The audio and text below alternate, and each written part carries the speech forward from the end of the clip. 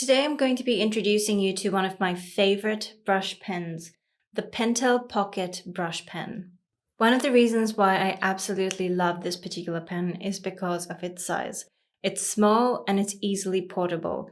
You can use it at your desk and you can draw outdoors with this pen as well.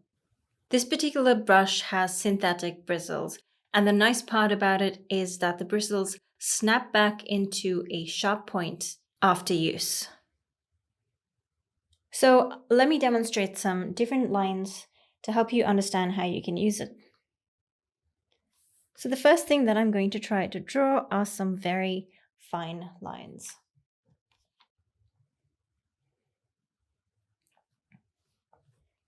And in contrast, we can press the brush down without damaging it too much to get some thicker lines.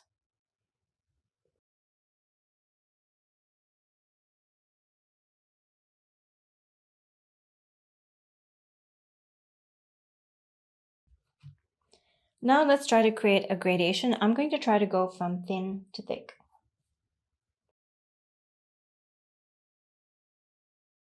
The beauty about brush pens is the capacity to create varying lines, thin and thick. So we want to play into these strengths of the brush pen. So in this manner, we can create value gradations with our pen.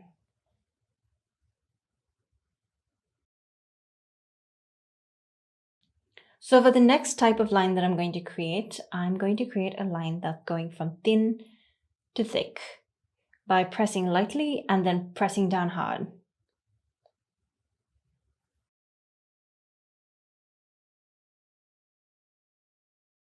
For the next line, we're going to press lightly, press hard, and then press light again. Look how different this line is. Kind of looks like a leaf, doesn't it? Let's try a few curly lines now. Pressing lightly, pressing hard, pressing light again, and then hard again. Look how dynamic that line is. Let's try a vertical one similarly.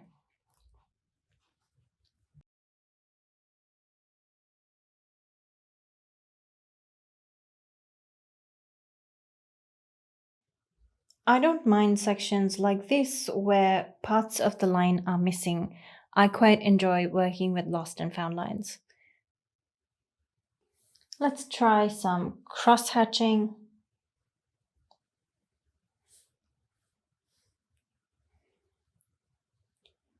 We can create some simple textures just by drawing lines.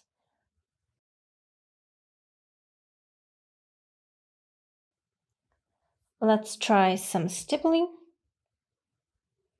And you can vary the size of the dots that you add with your brush pen, making them smaller or bigger depending on what kind of texture you want to apply to your drawings. And then we can go even bigger. Granted that these aren't perfectly round, but I'm pretty sure you can see how these kind of marks can come in use as well in your drawing. Let's try some scumbling, where we just draw some random squiggly lines. For this one, I'm trying to angle my pen as close to the tip as possible to try to get some fine lines. I guess this kind of texture would be great if you're trying to draw curly hair, for example. Let's do one more texture, which can also be used to resemble hair or feathers or fur, just drawing a few thin lines. All right, so now let's put these lines that we have learned to create in a drawing. So today the subject that we are drawing is an emu, because I think it's a perfect example to practice thin and thick lines. We can try lines that are curly and wavy. So let's learn a few tips on how to use your brush pen to get the best use out of it. Tip number 1 is to spend some time understanding your brush pen. I would recommend to try your brush pen on a piece of paper just to see what different lines that it can create, especially if you are brand new to using a brush pen. But of course, you can always jump right in and try to draw with your brush pen. The Pentel brush pen is waterproof. What I love about it is that you can then go on to add more ink or watercolor after you have done your inking, giving you the capacity to blend and layer additionally on top of your line work. With brush pens, I highly recommend using a smooth, high-quality paper for brush pens, ink, and markers. The paper should be able to handle ink without bleeding through. The paper that I'm using in this drawing is the Canson Bristol smooth paper. Tip number 2 when using your brush pen is to work with directional strokes.